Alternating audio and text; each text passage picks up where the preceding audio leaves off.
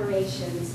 Vicky's got the basket now that I've passed around of just a few types of preparations. Tea is one of the most beneficial and easy to make. When you're using leaves, what you do is steeping, which you put the herb in a cup or a teapot and pour boiling water over it and allow that to sit for 5 or 15 minutes. That's steeping. Make sure it's covered because, again, those volatile oils will evaporate. Roots are different. You make a decoction, which means that you can boil it for about 20 minutes. So roots, you actually have to do that to extract their properties. So you want to boil those for 20 minutes. Capsules are a good way to take bitter herbs. They're easy to make. You can get for about $14, a little plastic capsule machine, they call it. And it's not really electric or anything. You've got to do the work. But it really helps you fill about 50 capsules at a time. Wow. And that's a good way to take a lot of herbs. If you're going to want an economical way to make a lot of capsules, that's a good way to go. Tinctures are alcohol-based. We're passing a bottle of tincture around. You can open that right up. And that's a very good, very old-time remedy way to capture the properties of herbs and use them and keep them for a long time. A good tincture will last about 3 to 5 years.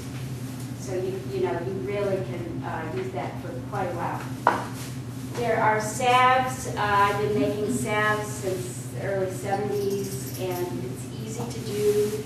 You have some good recipes to do simple ointments, and they are a great way to capture the properties of herbs and put them, on your skin. They're most often used topically.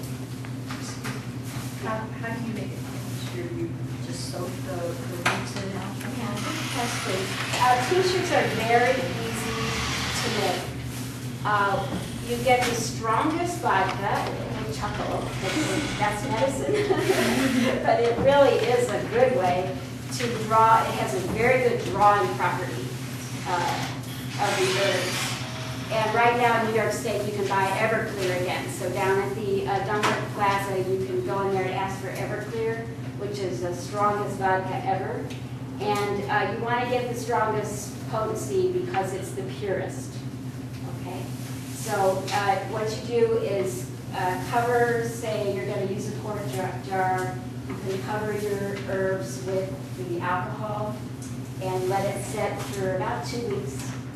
And just occasionally you can shake it or stir it. And then after the 2 weeks, strain it. And you're good to go with a great medicine. And there's just so many kinds. And again, one of the advantages of tincture is that the storage life. You can keep them for quite a long time.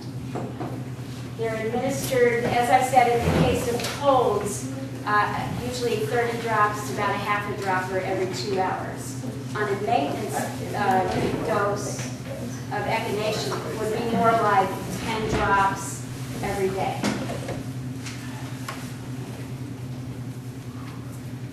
Now we're going to talk about some of the specific herbs. And I've got a bunch of them to cover, and Sarah wants me to talk a lot about garlic, which is easy to do. So when we get to garlic, we're going to be on that one for a while. There are many, many tonic herbs that are just wonderful. They're so delicious, really, and beneficial. No side effects whatsoever. They're very preventive. You can drink them often. They're just a great way to prevent some illnesses that could be coming up. Green tea is very common now. That's just great that it's in such common use. That's a great herb. Peppermint. Peppermint is an old-time tummy tea. It's excellent for tummy upset, headaches. Fennel seeds. We've got some fennel coming around. The seeds are just about ready to harvest now, and that's a very old remedy for stomach problems, flatulence. Kids love fennel. My daughter used to go out and grab handfuls of that from the garden and munch it down. It's just delicious. It has kind of a licorice taste. Chamomile, some folks might be allergic to that one. It has a lot of pollen, but mostly it doesn't affect most people. It's, of course, a wonderful herb for sleeping. It's a very powerful anti-inflammatory. So in case of arthritis, it's a good one to take. It's excellent for digestion. So common chamomile, you'd be surprised. Lemon balm is... I've got a lot of that. Good. Great. Got to figure out what to do with it. Well, I do too. But I don't know what to do with it. Really, it would take over the world, right? If it could. It's so prolific, but as the mints are, they work really well in pots. Very good way to keep in pots, keep in control. But it's a very strong antiviral. So even for things like herpes virus, stuff like that, it's very good. Cold virus, it's that's one of its strongest properties. And it's delicious, of course. Catnip, who would say catnip is an herb? It's good for the stomach? It's mostly sleeping. Sleeping? Yeah. Wow. It's an old-time remedy, and it's delicious. Red clover, I love that tea. That's called a blood purifier. So if you drink that one, it helps reroute toxins to the bloodstream. So it's really delicious. It's even indicated in cancer cures. Yep. I used it when I went to my change of life, Did you? and it took all the symptoms away. Could you speak up? I used it when I went through my change of life, and it really worked. It took all the hot flashes away and the mood changes and all that. That's Yeah. incredible. Red clover? The red clover.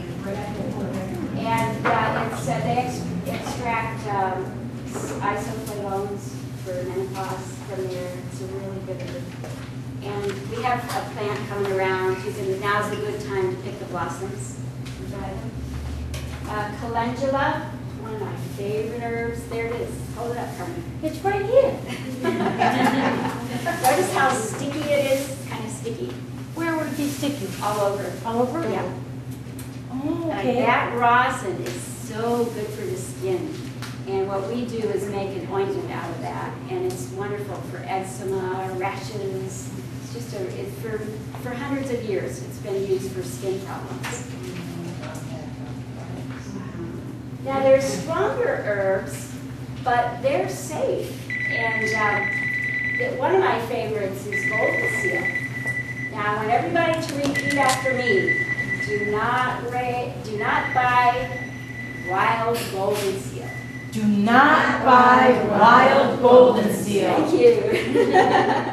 It is on the CITES list. It's an international threatened and endangered species list. And it's actually poached in the Appalachian Mountains. People go in and steal it. Ginseng is another. Yeah, they'll try to beat the police, the Park Service police, and they'll camp in there. They caught some guys recently that had hundreds of pounds of golden seal ginseng. And because it is so over-harvested, it is an endangered species. Now, it is a wonderful herb, so whenever you purchase it, repeat after me. Buy farm-raised golden seal. Buy farm-raised golden seal. Thank you. It's such a good herb. We use it in our comfrey ointment. It's antiseptic. If you have a sore throat, it's excellent. One of my friends likes to use the powder, and he gets a straw and sucks up a little golden seal, and he'll shoot it into your throat for you.